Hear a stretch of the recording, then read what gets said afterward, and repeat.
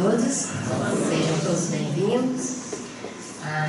Primeiro, agradecer o convite, é um prazer estar aqui, massificando o conhecimento, dividindo o autoconhecimento. E esse é o caminho, né? E hoje nós vamos falar sobre exclusão no sistema familiar. De tudo que eu conversei com a Cristian, né, que a minha Cristian está por aí, a gente foi amadurecendo. E falar de exclusão, a palavra exclusão é um tema muito abrangente. E de tudo que eu pensei, e muito próximo à data do Dia dos Pais, né, da comemoração do Dia dos Pais, eu vou entrar muito nesse tema, para poder focar no horário que a gente tem, né? Próximo. Vamos falar da exclusão do pai. Como é que acontece a exclusão do pai e as consequências para os filhos? Como que a gente pratica no dia a dia, sem perceber a exclusão do pai na nossa vida? Às vezes, né, no meu atendimento, quando eu chego um cliente com um problema, e o problema aparentemente não tem nada a ver com a exclusão do pai. Mas como a gente já sabe as consequências da exclusão do pai, a gente diz assim: como é a sua relação com o papai? Maravilhoso. Disse assim e ferrou. Pelo menos é o meu protocolo de experiência de 15 anos na estrada, né? E como é a relação da sua mãe? Ótimo. Então, essa resposta é muito rápida, né? E muito assim, com uma naturalidade, porque relação com papai e mamãe não é uma coisa fácil, certo? É uma coisa que amadurece. Então, quando a gente pergunta, como é a sua relação com o papai? Bem, aí quando eu falo assim, já sei que começou falando a verdade. Então, bem, vamos começar, né? Então, a exclusão de papai e mamãe, pode ir no próximo slide. Excluir pai pode gerar problemas na vida. E que tipo de problemas? Temos que massificar esse conceito, porque se nós tomarmos consciência do que essa exclusão de papai e mamãe causa na nossa vida de forma concreta. Porque todo mundo fala, mas não fala num plano mais concreto. E eu sou como criança, eu preciso aprender no concreto. E eu também ensino no concreto. Se eu entender no concreto, a reforma íntima, ela fica um processo muito mais leve, muito mais fácil de fazer acontecer na nossa vida, né? E quais são esses problemas? Às vezes a gente exclui por medo, por vingança, ou simplesmente porque não sabe a verdade, como é o meu caso. Eu não sabia que o meu pai não era o meu pai, e eu só vim descobrir isso com 40 anos de idade. Independente de você saber ou não a verdade, o problema vai acontecer na sua vida. Olha que legal, né? No meu atendimento eu estou falando, mas Rosalina, esse movimento que eu fiz foi sem querer, foi inconsciente. Eu falo, sinto muito, vai pagar do mesmo jeito os filhos e a própria pessoa. Então, buscar autoconhecimento, a partir do momento que você compreende que você tendo consciência ou não dos seus erros, o pagamento vai acontecer, a gente agiliza esse processo, sim ou não? A gente começa a correr atrás desse negócio, porque ninguém quer pagar, né, nenhuma conta, tá? Próximo slide. Excluir pai na sua vida é perigoso. Por que é perigoso? Nós vamos explicar algumas questões que acontecem e cada um vai lá no seu pai, né? Vai lá ver como é que essa relação está com o papai, desde a primeira infância, né? Quando era criança, volta lá, porque o problema costuma estar lá, não hoje. Hoje talvez você já botou uma máscara, né? Engoliu melhor esse pai, se acostumou, mas não aceitou esse pai. Então volta lá na infância, qual é o olhar para esse pai? Como é que você olhava para esse pai? Que histórias você ouviu deste pai, da boca da mamãe, da boca do vovô, da vovó, dos tios, né? Sabe aquela criança que fica com 3, 4 anos no pé no chão, assim, brincando, e os adultos batendo papo? Quando faz aquela reunião familiar, aí todo mundo começa a fazer aquelas fofocas familiares. Aquela criança ouve aquela história e grava como uma verdade e começa a praticar aquilo como uma verdade, né? Aprender a aceitar seu pai é uma condição para ter uma vida melhor. Como é que está a sua vida? Então começa por aqui. Hoje, a minha vida flui, ela é tranquila, as coisas acontecem, eu organizo, porque conflito todo mundo tem, fiquem tranquilos disso. Como diz o Dr. Moisés, se tem família, tem conflito, e é para isso que serve a família. Exatamente para a gente repensar e dar um salto quântico e reprogramar as nossas atitudes. É dentro do sistema familiar onde está o nosso maior desafio, onde está o nosso maior crescimento, não é do lado de fora. Agradar e ser educado com as pessoas fora do nosso sistema familiar é muito fácil, né? A queixa que eu ouço muito é: ah, meu pai e minha mãe, para os de fora, é um amor. Todo mundo acha meu pai e minha mãe um doce. Mas dentro de casa, né? Quando a pessoa já traz essa queixa, já está com um problema sério na sua vida. Por quê? Porque essa mamãe, esse papai está num lugar muito ruim, tem muitas queixas. Eu tive uma palestra, um trabalho com um público da nutrição. E existe uma teoria na nutrição, na teoria, né, que diz o seguinte: dentro da neurose sistêmica familiar, a questão do metabolismo do nosso corpo, seja muito magro, né, muita pouca massa, ou seja, para obesidade, ou para mais ou para menos, não importa, tá ok? Ou para mais ou para menos, o metabolismo desequilibrado nos extremos é um problema relacionado com mamãe, quando é para cima, e quando é para baixo, com o papai. Então vocês estão vendo que meu biotipo é problema com o papai.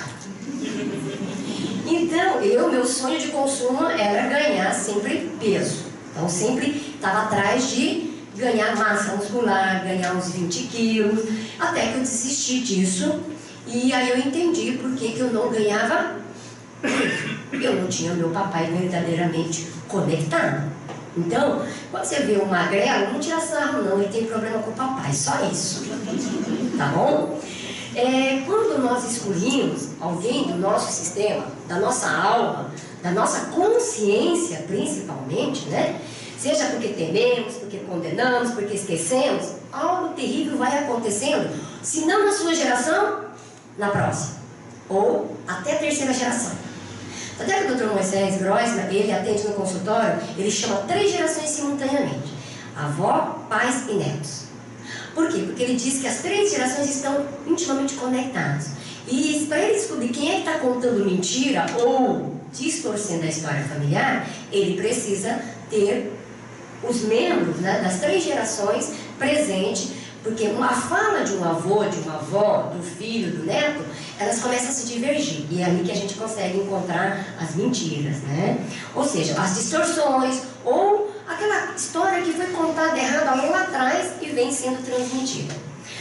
Nós temos 3 consciências: a consciência individual nossa, do que eu acho que é certo, do que eu quero, do como eu quero; a consciência coletiva familiar, que é transferida de geração em geração; e a consciência do amor, aquela consciência do amor que fortalece, aquela consciência do amor que faz a gente fazer a nossa reforma íntima acontecer. E tem a consciência que também adoece. Então no mundo nós sempre temos a dualidade: o bonito, o feio, o bom e o mal. Quando você começa a dividir e dizer assim: eu só quero olhar para o bonito, começou a ferrar tudo. Enquanto você não abraçar o seu lado feio, as suas imperfeições, e olhar com amor para essa relação, para esse lado ruim, não tem como acontecer reforma íntima. Porque a reforma íntima é exatamente para consertar o quê? O lado feio. Mas se você não tem coragem de olhar para o lado feio, você faz caras e bocas, você finge que ela não existe. Então a reforma íntima se torna um processo, um calvário muito difícil de acontecer. E essa consciência coletiva, familiar, né, do sistema familiar, ela gera uma pressão em cada indivíduo do sistema familiar, a cada geração, para fazer a compensação ou a expiação. Tá ok? Ou vai fazer uma compensação ou uma expiação. Então, para que isso não aconteça, como é que nós temos que educar nossos filhos? Se eu compreendo e tenho a noção agora que, se eu não aceitar o meu pai ou minha mãe, quem paga essas consequências? A próxima geração, são os nossos filhos. Ou senão a gente mesmo, a nossa geração, as próximas gerações e os netos, tá? Então, o membro de uma geração seguinte vai representar aquele que você excluiu. Se você excluiu aquele pai, alguém da próxima geração, ou netos ou bisnetos, vai representar os mesmos padrões negativos para um pedido de socorro de quê? olhe para isso, olhe para isso. Então, toda vez que você tem um padrão, né, principalmente no meu atendimento, pessoas que já estão no terceiro, quarto casamento, a gente faz um mapeamento do padrão. E aí a pessoa descobre que todos os casamentos tiveram o mesmo padrão.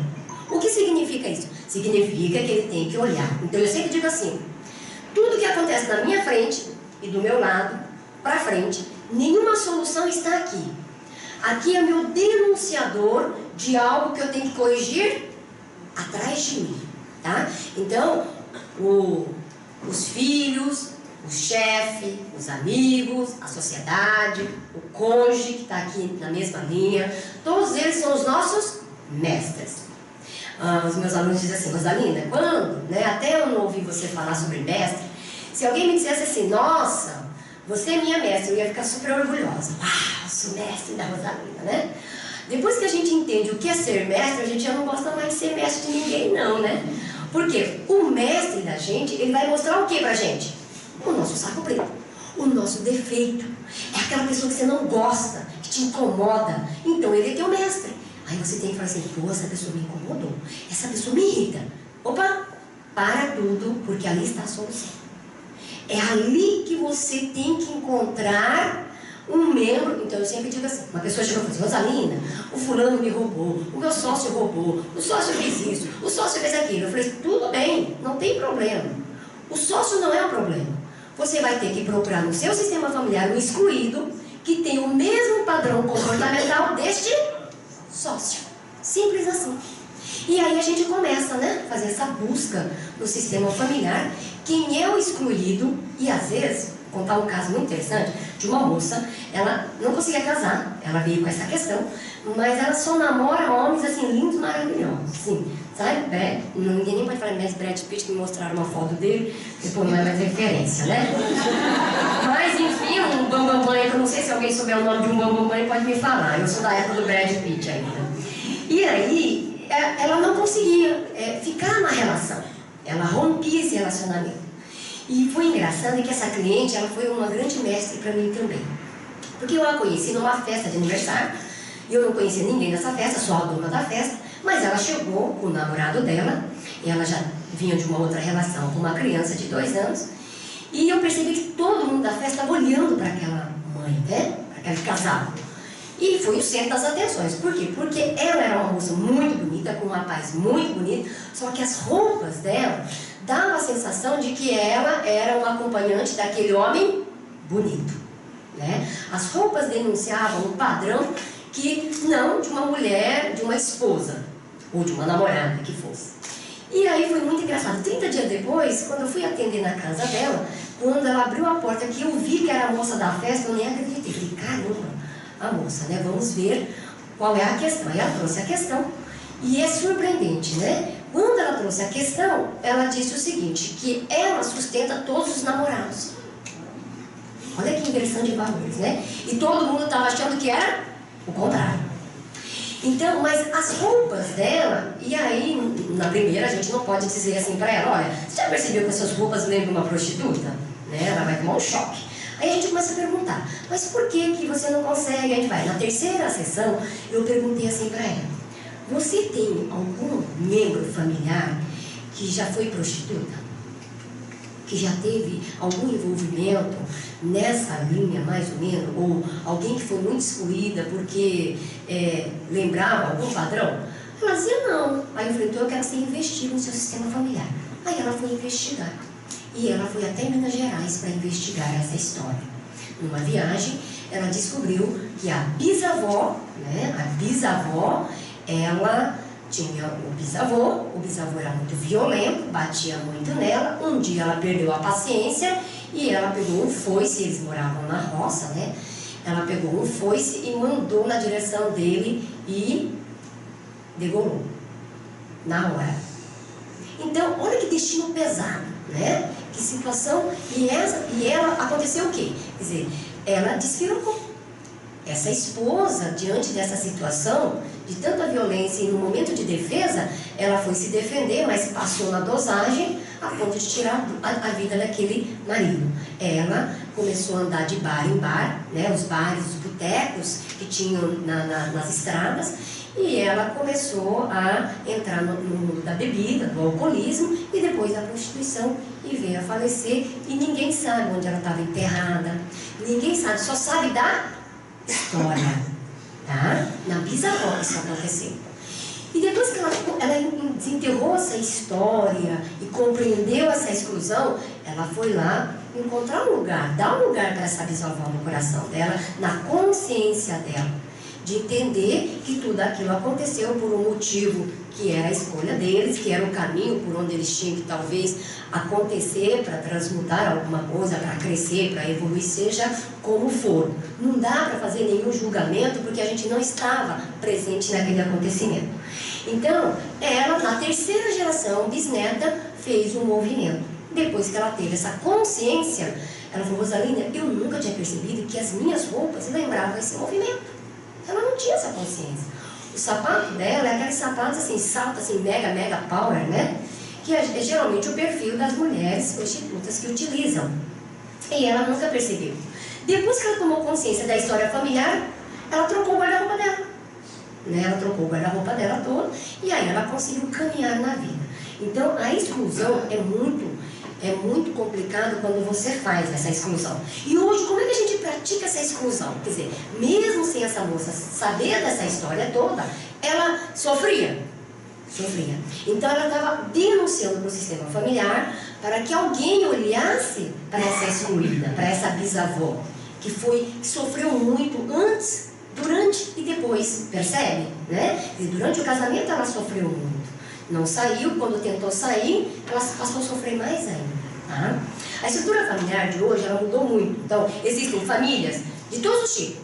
Filhos criados pelos pais, criados pelos avós, criados por tios, menos familiares, criado por mãe apenas, ou apenas pelo pai, ou dividido, ora pai, ora mãe, que é o meu caso, ou crianças criadas por pais adotivos, ou em lares e abrigos sociais. Enfim, com essa diversidade, é fácil de criar uma exclusão? Muito fácil. E não pensem vocês que acontece somente com aqueles as famílias estão separadas. Hoje, a alienação parental, ela acontece muito em casamentos que estão ali acontecendo, que não tem o divórcio. Pai e mãe moram junto com a criança, mas a alienação parental, ela está muito presente. Eu tenho conversado muito sobre isso. Tem um projeto que a gente está estruturando com um grupo de advogados para poder alertar no sistema familiar sobre a alienação parental que fica velado no sistema familiar, né? Aquela mãe que reclama que o pai não fica presente, ou o pai que reclama que aquela mãe não está presente no sistema, ok? Por que excluir o pai na sua vida é muito perigoso? Quem rejeita o papai rejeita quem? A si mesmo. Sente-se um grande vazio, não consegue fazer realização na vida profissional, principalmente, não encontra propósito de vida. Então é aquela pessoa que chega assim: Rosalina, não estou satisfeito com o meu trabalho, eu faço, mas não me traz satisfação. Então quando é que eu sei que eu estou no lugar certo, com o meu pai no lugar certo? Quando eu tenho satisfação na minha realização profissional. Quando eu acordo segunda-feira e digo: uhul, segunda-feira. Ai, segunda-feira, que saco. Quem tem essa queixa para ir trabalhar, tem uma questão com o papai. Pode caçar que vai achar. E a hora que resolver, vai encontrar seu propósito de vida. Porque reclamar do seu trabalho é porque não está no propósito de vida. Não foi isso que você veio exatamente fazer. Mas se você não aprender a gostar daquilo que está sendo ofertado naquele momento, você não vai encontrar seu propósito de vida. Reclamar daquele trabalho que naquele momento foi possível encontrar, que está te trazendo o teu ganha-pão, olhar com prazer primeiro para aquilo, é isso que eu chamo, né? Eu sempre ando com o meu saco preto. O meu saco preto, todo mundo já conhece, né? Esse saco preto é para dizer a parte que eu não gosto. E a parte que eu não gosto, eu tenho que aprender a gostar. Eu digo para os meus clientes: você vai pegar um saco preto, vai encher, vai deixar no canto, lá do teu quarto, todo dia você vai abraçar ele. Todo dia, até você aceitar quem você é de fato, com tudo que veio. Porque eu só posso acontecer reforma íntima e tem que ser no concreto, né? No mundo empresarial, teve um diretor que me perguntou assim: Rosalina, é muito estranho o seu coach, né? Primeiro que você fala muito em papai e mamãe, e aqui é ambiente de trabalho, a gente não quer saber de papai e mamãe. Aí eu digo assim, mas você quer um gestor de alta performance? Se você quer um gestor de alta performance no ambiente de trabalho, eu sinto muito, nós vamos ter que falar de papai e mamãe. E aí, quando a empresa cria o grupo de atendimento lá, Rosalina, nós queremos que você trabalhe esses gestores. Eu falo assim, mas no contrato eu digo, eu quero ter a autoridade de dizer, este dá para o coach e este não dá para caminhar no coach. Se você não me der essa autoridade, eu não tenho interesse nem de trabalhar. Por quê? Porque é um roubo de dinheiro que vai acontecer ali. Eu vou pegar o dinheiro daquela empresa, sabendo que aquele meu processo de coach não vai virar em nada naquele cliente, naquele gestor. Por quê? Porque aquele gestor, ele já chega com uma condição assim, Rosalina, você pode falar de tudo, não fala de papai e mamãe não. Acabou. Não tem mais coach. E eu tenho esse processo, que isso acontece no mundo empresarial. Como eu já sabia que isso acontece, porque isso acontece antes, né? Quando eu atendia só o cliente, pessoas comuns que me procuram, né? Pessoas físicas, me procuram. E essas pessoas, no processo de coach, falam assim, Rosalina, eu não quero falar do papai. Então encerrou o coach. Por quê? O problema está bem ali. Como é que eu vou te ajudar? Você acabou de fechar a única porta da solução, tá ok? Então, quem tem dificuldade de aceitar a si mesmo, acha feio, acha burro, acha baixo, acha gordo, acha magro, seja lá qual é a sua rejeição, você escreve assim no seu saco preto, eu me acho feio. Aí você todo dia abraça a sua feiura, dá beijinho, faz carinho, ora com ele. E isso, gente, é uma cura profunda. Eu tenho depoimentos assim fantásticos, aquele saco preto teu resolve. Um dia a ficha cai. Mas por quê? Porque a gente tem que virar criança para curar nossa dor. Se a gente fica nessa posição de adulto, a gente fica prepotente, arrogante, se achando idiota. Rosalina me achei uma idiota, sabe? Eu digo assim, na frente do espelho. Aí eu disse assim, Rosalina, eu comecei fora do espelho. Quando eu olhei no espelho, eu me achei tão idiota. Aí eu comecei a fazer sem me ver. Aí depois eu fui me aproximar. Olha que dificuldade de aceitar, né, essa matéria da forma como ela veio. E quando eu não aceito, o João vai me ajudar agora, né, João? Então, eu pedi para o João ficar hoje aqui, então eu digo assim, isso eu converso muito com o João, né? Como eu sou uma família, o João pertence a uma família, onde hora ele fica comigo, hora ele fica com o pai. E quando eu decidi, né, partir para o divórcio, como um caminho de solução para não acontecer mais exclusão, e é bom quando você tem conhecimento, porque você sabe que tomada de decisão é melhor. Quando você tem autoconhecimento e conhecimento, tudo fica mais leve.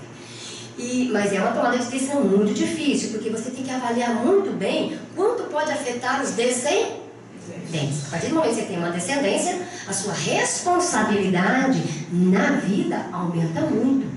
E nós temos que ter essa consciência o quanto aumenta.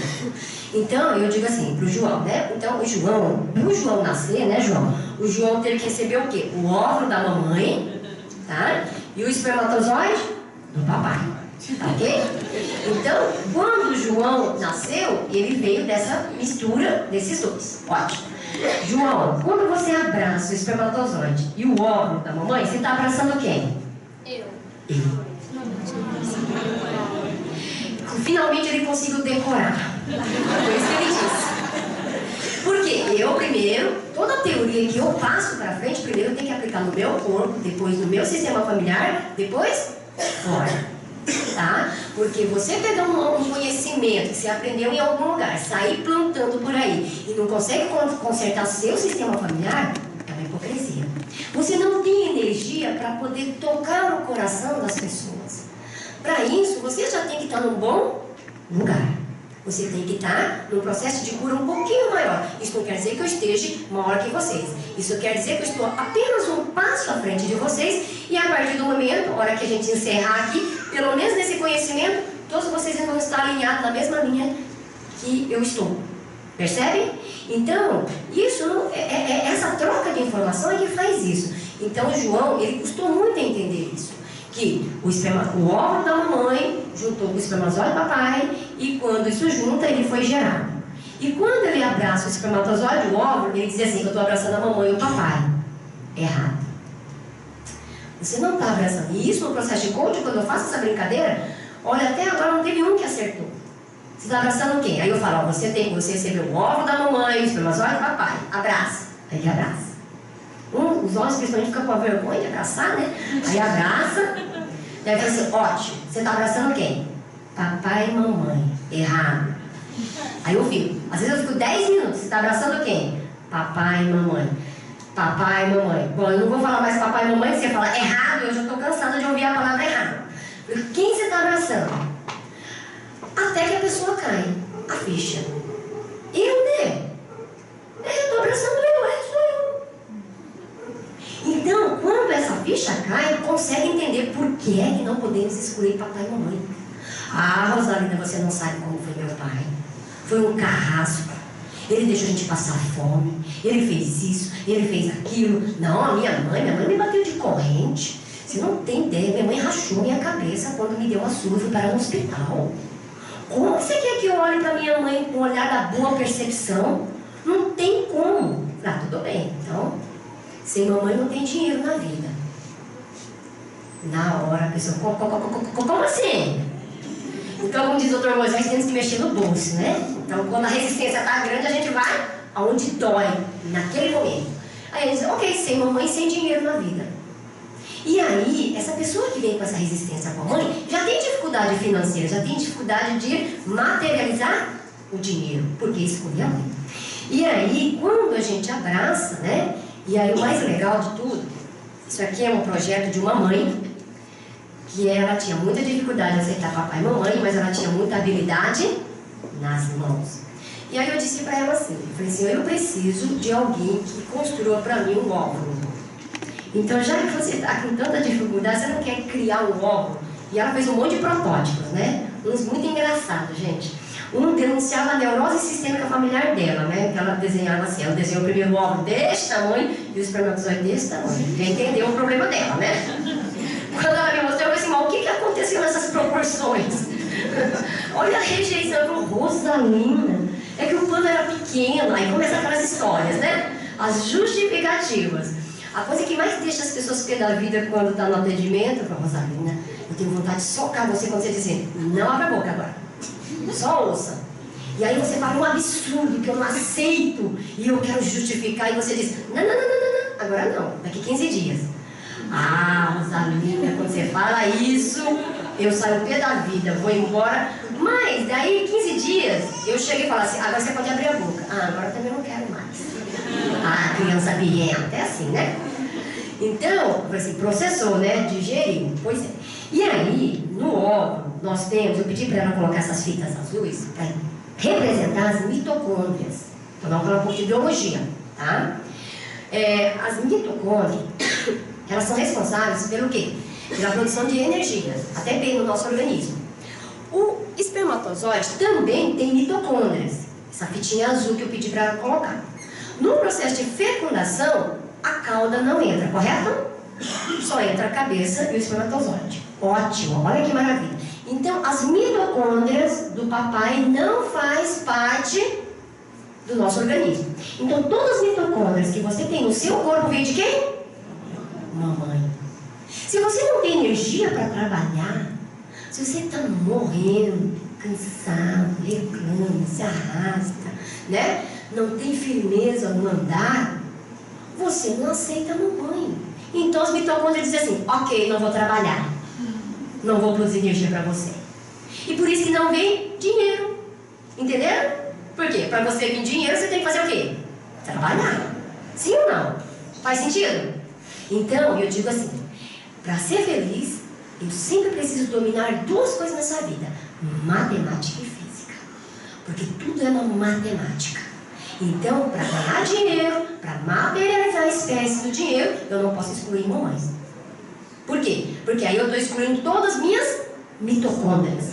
E quem não sabe o que é mitocôndria, vai lá no Google e pesquisa o que é mitocôndria. Se você rejeita a mamãe, vai pesquisar mitocôndrias. Tá? Vai pesquisar as mitocôndrias. Você vai descobrir que as mitocôndrias, elas são muito importantes para a nossa monetização de din-din na nossa vida. Aí no instantinho você começa a pensar, então, deixa eu ver como é que eu vou pôr essa mãe num bom lugar. Já é uma reforma íntima num processo começando. E toda reforma íntima é um processo de 1% ao dia.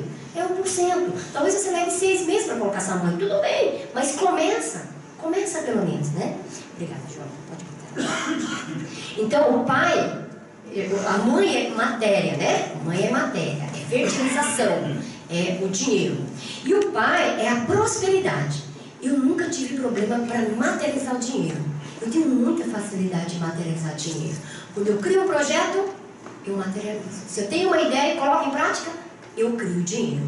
Meu problema era o quê? Prosperar. Eu tinha até medo do dinheiro. Quando eu tinha muito dinheiro, eu pensava assim, meu Deus, o que eu vou fazer? E eu tinha uma culpa imensa de gastar para passear, para comprar um carro melhor, para comprar uma casa melhor. Por quê? Porque eu não estava com o pai no bom lugar. Então eu caçava alguém que tinha uma dívida para pagar. Vocês acreditam? Que essa era a minha neurose? Mas assim, Rosalina, minha conta, né? E aí eu pagava a dívida do meu pai, do meu irmão. E assim eu vivia a vida pagando dívida, né? E quando eu entendi toda a minha história, aí a prosperidade aconteceu. Aí eu pude me tornar inteira, porque eu só era metade, a vida toda me arrastando pela metade, ok? Então, o pai é o elo, né?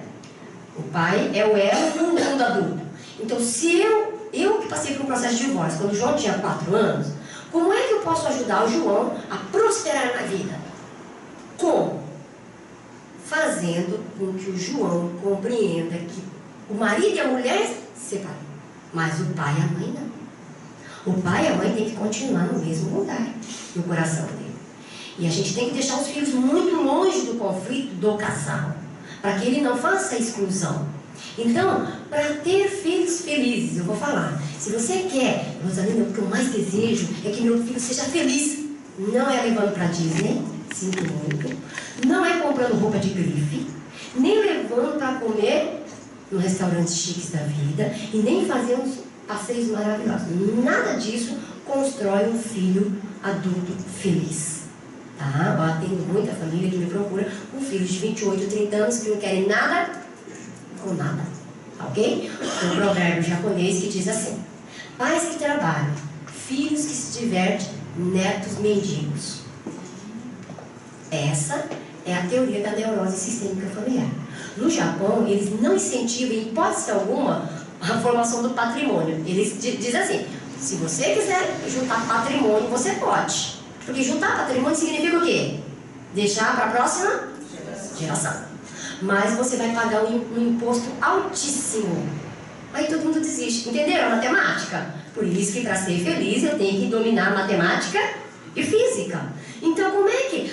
o Japão é um país muito pequenininho. Então eles têm que contar que a próxima geração tenha tanta energia para trabalhar quanto a anterior, para continuar o crescimento do país. Então, eles falam assim, cada geração tem que ser responsável para criar a sua casa, o seu carro, a sua comida, o seu estudo, e não achar que o papai vai deixar uma herança e você vai ficar surfando na onda, porque o país vai quebrar. Vai ter a geração dos netos que vão ser vendidos, e aí esse país quebra, ok? Desordem nas famílias, elas surgem, né, quando o pai é excluído na consciência e no coração. Eu sempre disse assim para o João, desde o processo de separação: João, nós separamos, mas é importante que você entenda que papai e mamãe tem que ficar igualzinho no coração. E aí no início, né, toda aquela confusão, a criança ela vai fazer partido, isso é normal, não tem problema. Mas a mãe ou o pai, quem tiver mais evoluído no processo, ajudar essa criança a compreender que é melhor ela ficar com os dois no mesmo lugar, no coração e na consciência, como pessoas boas, que fizeram o seu melhor, para que ele seja feliz, prospere, consiga monetizar com fluidez. Tem gente que ganha dinheiro e fala assim, Rosalina, eu ganho dinheiro, mas eu sofro que nem um cão. Eu trabalho desesperadamente. Eu tenho que acordar de madrugada, dormir tarde, sábado, domingo, não tenho tempo para a família. Eu consigo, eu tenho um patrimônio bom, mas é assim, as duras penas, ok? E aí eu ensinei para o João, né? No início o João falou assim, mamãe está no coração, papai está no dedão do pé. Aí a gente pegava uma bolinha e amassava uma bolinha de jornal de papel, botava no coração e o outro no pé do dedão. Aí a gente puxa, tem que ser concreto, tudo tem que ser concreto para a criança. Aí a gente fala, João, vai rezando e vai puxando esse papai até papai e mamãe ficar no mesmo lugar. Não é para satisfazer a mamãe, nem é para você ser feliz. Isso é uma escolha tua. Eu estou contando a teoria. Se você vai fazer essa escolha, aquela escolha, você que vai sofrer. Porque quando você estiver adulto, amanhã está velhinha, amanhã está desta para melhor talvez, nem vai ver nada. E você vai ter o calvário seu. Né? E aí João foi, e hoje João tem um olhar da boa percepção para esse pai, independente de tudo que tenha acontecido. Nada disso importa. Por que nada disso importa? Porque este pai deu algo que ele não pode devolver, que é a vida. Ok? Então o único mandamento, com promessa, né? Filhos, obedecerem a vossos pais no Senhor, pois isto é justo. É justo, porque com a vida eu posso ter tudo. Tudo que eu quiser e tudo que papai e mamãe não conseguiram me proporcionar. Essa é a visão do japonês. Por isso que o patrimônio lá não tem incentivo zero.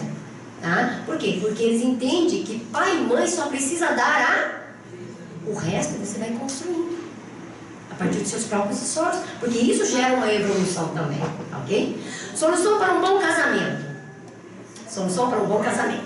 Conflito de casais. Quem está em conflito no casamento, aqui vai uma dica show. Antes nós tomamos nossos pais para termos um casamento harmonioso entre marido e mulher. Porque senão a gente casa caçando o pai, a gente casa caçando a mãe daquela mulher. Então, a mulher que tomou a mãe não precisa de um animus, então ele toma um homem. Assim como o homem que tomou o pai não precisa de uma anima, então ela toma uma mulher. Tá ok? Então existe um ditado assim: sem a mãe não temos homens na vida. Sem uma mãe eu não tenho marido. Então se você está naquela vida, eu não consigo casar, não consigo ter homem, bota essa mãe no bom lugar. Percebe? Se você fala assim, você não casa, se não tiver mãe no bom lugar, você não ganha dinheiro, convence rapidinho o indivíduo a fazer uma reforma íntima. Então a gente precisa conhecer as causas e os efeitos, porque esse autoconhecimento ajuda a gente. Todo mundo quer ser feliz. Quem que não quer ser feliz? Todo mundo quer ser feliz. E quando a gente mostra, e eu sempre digo, não acredite no que eu estou dizendo. Basta fazer uma constatação. Quando você vai, vou pesquisar o que a Rosalina está dizendo. E aí a gente começa a pesquisar nos nossos membros familiares, nos parentes, a gente começa a falar, nossa, olha, bateu, olha fulano, por isso ciclano, beltrano, é assim, é assado, né? Então, para ter harmonia no casamento, a gente tem que ter papai e mamãe no bom lugar. Porque aí eu consigo olhar para um homem como homem e como meu marido. E não como uma projeção do meu pai. Eu não aceito meu pai, ainda fico caçando pais nos maridos que eu vou querendo, né? E precisando. Primeiro casamento, segundo casamento, terceiro casamento. Convivência desrespeitosa e desarmônica no sistema familiar, ela acaba com as bases emocionais de uma criança. Então, se você quer que a criança seja feliz, tenha consciência que seu estado emocional afeta brutalmente. Isso fala a neurociência. A neurociência fala que nós somos 100% emoção. Todas as nossas tomadas de decisões, elas estão baseadas nas nossas emoções. Física quântica e a biologia está falando a mesma coisa. A formação biológica, né? Quando eu estou falando de óvulo e espermatozoide, 50 da mãe, 50 do pai. Então, se eu me divorciei e fico com raiva do meu ex-marido, quando eu olho para o meu filho, eu estou dizendo para ele o seguinte: filho, eu só amo e amo você pela metade. E ele sente isso. E aí ele diz assim: mamãe, tá bom, então eu vou matar metade de mim. E aí ele cresce um adulto como capenga. E aí quando a mãe e o pai vêm com o problema de um filho de 28, 30 anos, a gente sabe que essa mãe fez uma aliança forte com esse filho quando era criança. E talvez essa mãe reclamou muito para esse filho do pai. Seu pai não presta, seu pai me dá trabalho, seu pai isso, seu pai aquilo. Mãe não pode reclamar nada do marido para o filho. Por quê? Porque quando reclama, ele está pedindo para o filho matar metade da sua energia, metade do seu corpo. Faz sentido isso? Por quê? Porque isso vem do espermatozoide, tá? Assim como o pai falar mal da mãe para esse filho também não é legal. Por quê? Porque esse filho começa a pegar partido, começa a se influenciar, porque de repente a mãe vai dizer assim: seu pai me traiu, seu pai isso. Gente, isso é muito perverso fazer isso com o filho. Contar problemas de casais para o filho é uma perversidade muito grande de uma mãe. Mas ela faz isso por falta de conhecimento. Por isso nós temos que massificar essas informações, porque a hora que a gente descobre isso, a gente para imediatamente. Imediatamente. Quem quer destruir a vida de um filho? Não é só consciência ninguém. Tá ok? Então a física quântica contribui afirmando o quê? Que somos muito mais do que o conceito físico e matéria.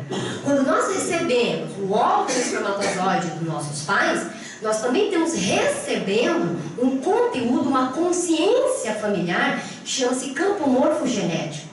Estude o campo morfogenético, joga lá no Google, no YouTube, tem um monte de assuntos sobre campo morfogenético. É o campo onde as informações da consciência familiar ficam, tá? E a gente acessa, a criança acessa, muito fácil esse campo morfogenético. Somos essencialmente papai e mamãe e não há como negar. Se fosse aqui, cada um pensa numa resposta. O que tem mais valor? Afeto ou sangue? O que eu quero dizer? O que tem mais valor? O pai biológico ou o pai que criou? Que deu comida? Que deu educação? Que deu afeto? Qual é o pai mais importante na vida deste ser humano? Qual que tem mais valor? Essa é a grande distorção que nós sofremos na sociedade, né? E para isso, eu quero falar do juiz Sam Stork, que ele é do Tribunal de Justiça da Bahia, pioneiro no uso de um método revolucionário no judiciário, que começou em 2012. Ele é um magistrado que ele não está ali só para resolver uma sentença e para ganhar seu salário. Ele está a serviço da vida. Ele está na vara familiar e ele vê aquele sistema familiar no litígio, sofrendo com a partilha do divórcio, com o filho para cá, com o filho para lá, e com raiva, com mágoa. Tudo aquilo incomodava muito esse juiz e ele certamente ficava pensando até que ele encontrou uma solução. E hoje, 16 estados aplicam a mesma ferramenta que ele está aplicando na Bahia. Tá? Eu vou passar um pedacinho desse vídeo, depois eu passo o link para a Christian, ela vai passar para vocês. Mas só para vocês ouvir a explicação dele, que desde 2012 ele vem fazendo esse movimento na justiça, né? Na vara familiar.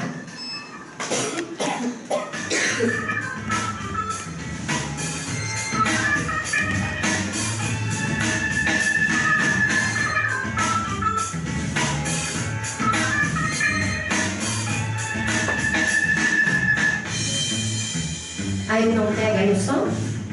Esse som do áudio não pega aí? Está começando mais um Justiça do Trabalho na TV, produzido pelo TRT de Santa Catarina. Desde que ingressou na magistratura em 2006, ele vem utilizando a visão e a abordagem sistêmica para tratar das questões da justiça. E a constelação familiar é uma das técnicas aplicadas por ele para ajudar na solução dos conflitos. Eu estou falando do juiz Sam Stork, do Tribunal de Justiça da Bahia, nosso entrevistado de hoje. Foi ele que introduziu a prática da constelação familiar no judiciário e criou a expressão direito sistêmico. Juiz Sam, seja bem-vindo, uma honra poder entrevistá-lo. E para a gente começar então, eu gostaria que você falasse o que é exatamente a constelação familiar e como surgiu a ideia de aplicá-la no judiciário. A constelação familiar surgiu como uma abordagem terapêutica, criada pelo alemão Bert Hellinger, que continua vivo, com 92 anos de idade, e eu conheci um grupo terapêutico, né, onde, numa constelação, se coloca representantes para os membros de uma família para a qual se está olhando. Então, o cliente traz uma questão, uma dificuldade de relacionamento, um vício, um bloqueio, um trauma, alguma coisa, e o terapeuta colocava representantes dos membros da família desse cliente e para o próprio cliente. O cliente ficava de fora observando. Quando os representantes que não conhecem a pessoa, não conhecem a situação, eles são colocados no lugar de membros da família, eles sentem emoções, expressam sentimentos que estão ocultos naquele sistema familiar. Então, existe uma... na hora. Na hora. Então, eles se conectam um campo que abrange essa família e surgem, vêm à tona emoções ocultas, questões que estão por trás daquela questão que o cliente traz. É o campo morfogenético. Quando vi isso e notei a força que tem esses movimentos numa constelação, é muito tocante. As pessoas se identificam com os movimentos e descobrem razões que a razão desconhece, né? Aquilo que está por trás, que muitas vezes é diferente do que aparenta ser. Que não está nas escritas ali. Às vezes a pessoa se sente vítima, culpa o outro, e quando observa de fora aquela dinâmica, através dos representantes, ela vê que ela mesma não estava olhando para algo que precisava ser visto, algo oculto na realidade do outro, que pode ser alguma questão relativa aos antepassados, que aconteceu com os pais, com os avós, alguma tragédia familiar, coisas que podem ter acontecido em qualquer família. E quem está assistindo e se identifica com a dinâmica também se emociona muito. E o Bert Hellinger descobriu que existem ordens sistêmicas, existem leis que regem os relacionamentos humanos. Então, trabalhando com essas ordens numa constelação, se pode observar o que está em desordem, se houve alguém excluído, se alguma ordem de precedência não foi reconhecida, se houve algum desequilíbrio, mesmo no passado, em gerações anteriores, às vezes em várias gerações anteriores. E são 3 as leis que o Bert Hellinger estudou. Isso, 3 leis básicas, né? Que é a lei do pertencimento, a lei da precedência, uma ordem de quem veio primeiro tem precedência sobre quem veio depois, e o equilíbrio entre o dar e o receber nos relacionamentos.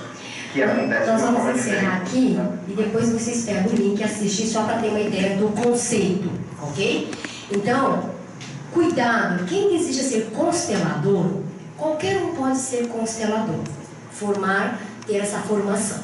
Mas eu vou dar uma dica muito importante, para se tornar um constelador, primeiro, busque informação também na fonte, faça nem que seja uma vez a formação do curso na fonte. O que é na fonte? Faça com o pessoal do Hellinger, tá? A Sophie Hellinger, a esposa do Bert Hellinger, ainda vem no Brasil e dá seminários e workshops em São Paulo. Vai na fonte também buscar, né? Porque ser constelador, você pode ajudar ou atrapalhar no sistema familiar. Quais são as premissas básicas, né? Para ser um bom constelador, ou você contratar um bom constelador para trabalhar o seu sistema familiar. Primeiro, o constelador que trabalhou bem o seu próprio sistema familiar. Segunda condição, é quando esse constelador conseguiu transmutar as suas dores, as suas feridas do seu sistema familiar, ele aprende a olhar para o cliente com uma postura de respeito, honra e reverência.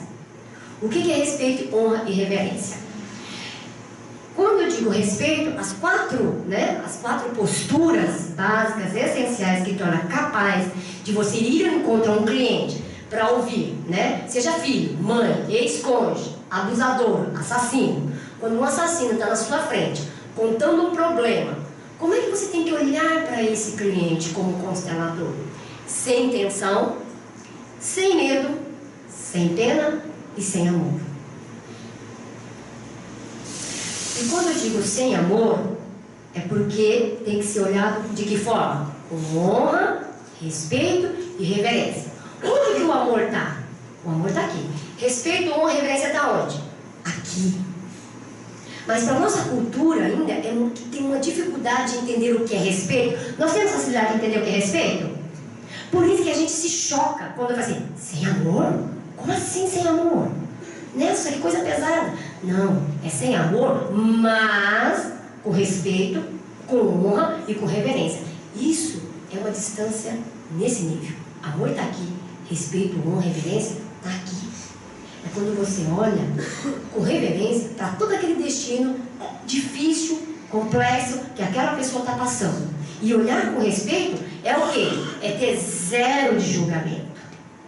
É zero de julgamento.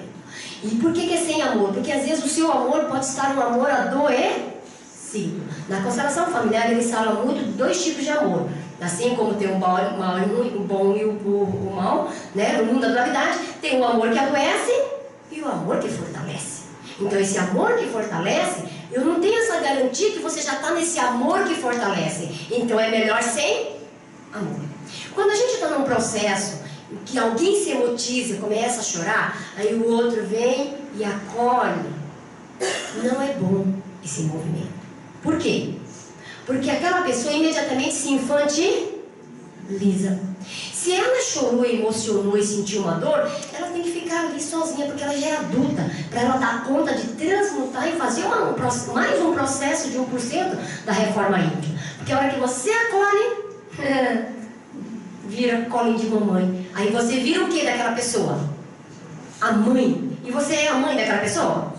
Não. Você deu a vida? Não. Entenderam? E aí, aquela pessoa já exclui a mãe e pega o seu colinho como mãe. Por isso que é perigoso consolar também. Tá ok? Esse consolo tem que ser feito como? Com respeito, com honra e reverência. Enquanto você não compreender isso como constelador, não abra campo morfogenético. Porque em vez de você ajudar aquele sistema familiar, você emaranha, porque você entra lá e faz o quê? Um monte de julgamento. Tá? Julgar é muito perigoso. Próximo. Visão sistêmica da constelação, ela fala assim: tomar mamãe e papai, ou seja, honrar, aceitar. O que que significa? Tomar como eles são, como eles puderam ser, dentro de todas as limitações e a condição. Eu aceito. Sabe por que que eu aceito? Porque só isso me basta. Afeto, comida, depois eu dou um jeito. Alguém me ajuda enquanto eu for criança. E depois eu resgato tudo. Olha como mudar esse ponto de vista. Ah, minha mãe não deu. Gente, uma vez eu atendi um cliente, 60 anos, sentou na minha frente. Eu disse assim: qual é a questão? Minha mãe nunca me amou. Caramba, 60 anos, ainda está nessa? No quarto casamento. Claro que está no quarto casamento, né? E aí eu disse assim: e o que aconteceu com a sua mãe? Ela já faleceu há 30 anos. Então, olha o problemão que ele tinha na mão, tá? Então, por quê? Não quer aceitar essa mãe do jeito que ela foi, como ela pôde ser, né? Essa é a condição para se tomar a vida. Então eu vou fluir na vida como um rio que corre e desvia das pedras. De que jeito? Como é que o rio desvia das pedras? Faz carinho e vai embora. Faz carinho e vai embora. Por isso que todas as pedras no leito do rio ficam como? Arredondadas. E a gente, quando encontra um obstáculo, o que a gente faz? Faz birra, pirraça, xinga, reclama, chuta, dá piti. Então, perceba se você está sendo uma água como foi no rio ou não, né? E dizer sim. E quando olhar para aquele pai, para aquela mãe, dizer: eu digo sim para essa mãe, para esse pai. Porque eles me deram algo muito precioso que eu não quero devolver, que é a vida, né? E isso, esse ato de tomar esse pai e a mãe tem que ter muita humildade, mas muita humildade. E quando você consegue tomar este pai, essa mãe, você sabe que realmente você alcançou um grande grau de humildade. Isso é uma reforma íntima? Profunda? Profunda. Quando excluímos alguém do nosso coração, tornamos exatamente iguais às pessoas excluídas. Se eu não quero que o meu filho tenha os padrões negativos do pai, o que eu tenho que fazer de tudo? Eu tenho que fazer de tudo que esse filho coloque esse pai aonde? No bom lugar. Ai, mas Rosalina, você está dizendo que eu tenho que deixar... Gente, filho, homem principalmente, até 8 anos, ele tem que querer ficar com a mamãe. Depois dessa idade, se ele não querer ficar com o papai, a mamãe fez algo errado.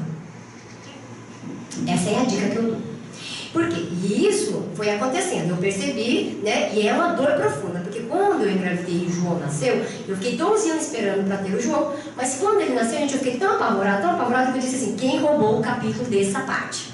Né? Que eu fiquei em pânico. E aí eu fiquei uns 3 meses e eu queria sair correndo e nem voltar mais para casa, porque eu achava que eu não dava conta daquilo. Aí depois de 3 meses eu conseguia encontrar meu eixo, me apaixonei e entrei na maternidade. Aí você entra, mergulha até os 8, 9 anos da criança, certo? E depois dessa idade, o que a mãe tem que fazer? Sair da maternidade aos poucos, para empurrar esse filho homem para quem? Para o campo do pai. Tá? Ah, mas eu não deixo o pai querer destrambelhar, porque ele é desatento, porque ele não faz isso, porque ele não faz aquilo.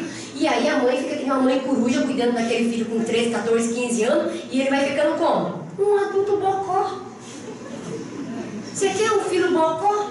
Um homem de 30 anos bocó? Porque é o que a família me procura depois. Mas ali, meu filho tem 28, 30 anos, e ele não consegue fazer uma faculdade, não termina isso, não faz aquilo, e troca de emprego. O que essa mãe está falando? Que o filho ficou um bocó. Tá ok? Então, cuidado com a exclusão. Constelação familiar no judiciário, né? Ele trabalha os padrões de comportamento e a pacificação. Ele é utilizado muito para guarda, divórcio, alienação parental, interdição inventária, adoção, pensão alimentícia. É uma ferramenta que hoje 16 estados estão utilizando para administrar os conflitos, né? Conflito familiar é autoconhecimento no mundo judiciário. Olha que movimento fantástico. Constelação familiar é uma técnica terapêutica de cura emocional, solução de conflitos nos relacionamentos. Encontre o seu lugar na vida. Quando que eu sei onde é o meu lugar? Quando eu tomo papai e mamãe o máximo que eu puder. Quanto mais eu tomar, mais eu acho o meu lugar. Encontro o meu propósito, o lugar de fazer dinheiro mais fácil. A raiva e a mágoa, ela impede a conciliação. É isso que os magistrados perceberam, né? E com a constelação eles estão conseguindo dissolver essa raiva, essa mágoa, porque quando se abre um campo morfogenético, gente, se vê uma realidade que às vezes é totalmente distorcida. Vou contar rapidamente um caso que aconteceu no judiciário. Um adolescente estava sendo acusado por abusar de uma criança de 4 anos. E para nós da sociedade, isso é visto como muito julgamento. Que horror! O adolescente abusou uma criança de 4 anos. E aí, o juiz, né, abriu um campo morfogenético desse adolescente. Sabe o que eles descobriram nesse campo morfogenético? O que foi revelado? Que aquele adolescente também foi abusado na infância. E aí todo mundo começa a mudar o olhar. Então quem puder ter a oportunidade de assistir constelações familiares, ajuda a mudar a percepção, o julgamento, essa dureza que se olha para a vida, tá? Inclusão de sobrenome paterno. Quem tem problema de ter, meu nome, eu casei, mas os meus filhos não receberam o nome do meu pai. Eu tenho muitos casos assim. Eu faço parte desse caso, né? E João, com 7 anos, um dia falou assim: mamãe, por que você tem esse sobrenome Leite, papai tem leite e eu não tenho leite? João, tem que se contar algumas coisas da história que afeta a criança diretamente. Como isso afeta? Isso aí, porque aí eu contei toda a história do emaranhamento sistêmico do papai dele com os pais dele. E aí quando ele compreendeu isso, ele falou assim: mamãe, aí ele entendeu. Ele estava na aula de história, era um livro de história que ensinava sobrenome e sobrenome, né, porque eu tinha 7 anos. E aí ele falou assim: mamãe, mas aqui está dizendo que com 18 anos eu posso mudar meu nome. Então com 18 anos eu vou colocar o Leite. E eu achei muito bonito, ele entendeu aquilo que eu vinha trabalhando desde o meu divórcio. Colocar papai e mamãe no bom lugar. E aí eu falei para ele avisar pro vovô, né? Pro vovô, que esse vovô ficou excluído no sistema familiar. Na vida dele ficou excluído a partir do momento. Mas por quê? Porque este filho fez uma forte aliança com quem? Com a mãe. Tá? E aí o João, eu falei assim: João, um dia que você tiver a oportunidade de contar pro vovô, porque ele é muito triste com essa história. Porque ele sabe que os netos não receberam o sobrenome dele.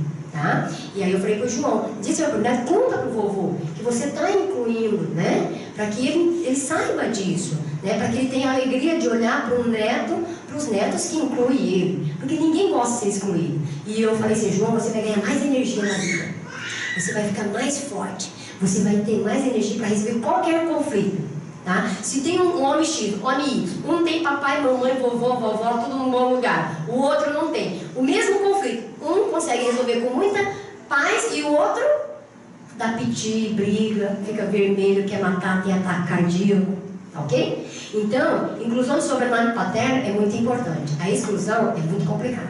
Toda vez que eu atendo cliente, eu peço: escreva seu nome dos seus filhos, só para poder identificar se tem exclusão de nomes e sobrenome, ok? Pai, força e impulso em nossas vidas, ok? Papai ou mamãe pode estar aqui. Obediência para não desagradar os seus pais ou ferir seus vínculos familiares. Então, às vezes, eu falo muito pro João: o seu papai não faz isso que ele faz porque ele quer, mas porque ele está obediente a um sistema familiar que ele não conseguiu quebrar um vínculo, porque houve uma aliança muito forte, que talvez não é porque essa mãe quis fazer essa aliança porque ela é perversa sozinha, mas porque a avó já fez isso, a bisavó também, a tataravó também. Aí eu pergunto: quem é o culpado dessa história? Ninguém. Todos nós somos vítimas do sistema familiar. Basta encontrar quem é a pessoa da geração que vai quebrar esse padrão negativo, tá ok? Então, quem não conhece a sua história tende a repeti-la. Quem não sabe de onde vem também não sabe para onde vai. Quem não reconhece o seu pai e sua mãe nunca pode encontrar seu verdadeiro caminho. Isso é o que o Bert Hellinger fala. O seu propósito de vida, aonde você foi. Então, como educar filhos felizes? Aqui vai a receita básica. Primeiro, resolver. Como que eu posso educar meu filho de forma mais feliz? Primeiro, eu resolvendo meus problemas com quem? Com quem? Com quem eu tenho que resolver meus problemas? Papai e mamãe. Vamos lá então? Vamos fazer um grito de guerra? Então, para educar filhos felizes, mamãe e papai têm que resolver problema com quem? Com seus pais. Respeitando seus pais. E mostrando valores e exemplos para os seus filhos. E realizando o quê? Os seus sonhos e seus desejos. E não de papai ou mamãe ou do vovô ou da vovó. Na área militar a gente vê muito isso, né? Vovô foi militar, aí o papai não conseguiu, daí o neto consegue seguir carreira militar. Vai ferrando várias gerações, tá ok? Nós não estamos aqui para atender desejos nem de papai nem de vovô. Cada um tem uma missão, cada um tem um propósito que está aqui. E eu só consigo olhar e encontrar meu propósito quando eu consigo. Se papai e mamãe não conseguem colocar seus pais no bom lugar, eu digo assim para o João: João, vai que eu falo no meu processo, vai colocando você também já. Deu para entender como que a gente potencializa? Então é assim que eu vou explicando para o João, para ele também passar. E isso gera o quê? O suicídio é uma questão que me procura muito, né? Toda vez que acontece algo na cidade, me ligam para trocar ideia. Gente, o suicídio, ele tem muito a ver com exclusão. É importante vocês, né? Se você tem um sistema familiar, um assassinato de tio, irmão, parentesco próximo, ou já tem um suicídio que aconteceu, porque esses assuntos, ele é tocado no dia a dia? Não, cai aonde? No segredo familiar. Ninguém toca no assunto. E aí esse morto fica como? Excluído. E às vezes o neto ou filhos tem tendência a ter um padrão suicida. Por quê? Porque ele quer denunciar para o sistema familiar que tem uma pessoa lá atrás que está excluída. E o pertencimento no sistema familiar, gente, é uma necessidade da alma. É uma necessidade do coração. Esse é o movimento. E é por isso que tá. Drogas também é a mesma coisa, né? Filhos, adolescentes que caminham para a droga, vai procurar ser excluído. Quem é que está tão excluído assim que a pessoa está? Por quê? Tanto o suicídio como droga, ele está matando sua própria vida? Tá, então ele está denunciando. Então tudo que acontece na minha frente e na minha lateralidade, a solução não está aqui. A solução está onde? Atrás. Vai buscar lá atrás. Toda queixa que o cliente me traz no presente, eu digo assim: esquece esse fulano, esquece esse beltrano, mas olha para ele e procure quem é ele no seu sistema familiar. Aí teve um cliente, né, que ele falava do roubo, e aí ele descobriu que ele tinha um ladrão no sistema familiar que não era incluído, que era o próprio pai. Foi um grande ladrão no sistema familiar e foi acusado muito de roubo. E aí ela enxergou, por isso que essa pessoa estava sofrendo também um roubo, tá? Então nada é por acaso, tudo acontece para que a gente possa perdoar, se perdoar, crescer. A solução sistêmica, para ser verdadeira, ela precisará primeiramente excluir os filhos de qualquer conflito entre pais e mães, tá? Para que eles possam sentir a harmonia de caminhar sozinhos. O filho não existe sem pai ou sem a mãe. Seja qual for o destino que os filhos construírem para si, será sequência das histórias de papai e mamãe. Então, que essa história seja respeitada, honrada e reverenciada. Então, no Japão, quando eu fui em 2016, eles falam muito desse respeito, da honra, da hierarquia, do pertencimento, da questão de você não deixar herança, para que a próxima geração possa seguir o exemplo de trabalhar, porque aí toda geração tem que trabalhar. Toda geração tem que trabalhar, tá? Então, como acabar com a exclusão? Acabando com o julgamento. Então, a exclusão, ela só pode ser extinta no nosso processo quando eu paro com o julgamento. Em outra oportunidade a gente vai falar muito do julgamento. Mas quando a gente julga, a gente aponta o erro do outro. Mas aí tem 3 dedos dizendo que é seu. Procura dentro de você, você vai achar.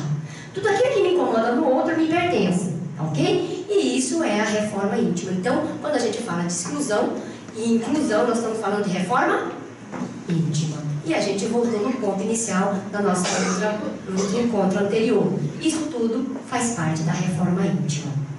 Gente, eu vou deixar aqui, encerrando aqui, e aí o link desse vídeo para vocês terminarem de assistir. Vale a pena pesquisar e investigar. Isso aqui é um pontapé, só um pilim-pim-pim para vocês começarem a achar o caminho de vocês, a cada um encontrar mais como buscar essa reforma íntima, acelerar esse processo e encontrar o seu lugar no sistema familiar, o seu lugar correto.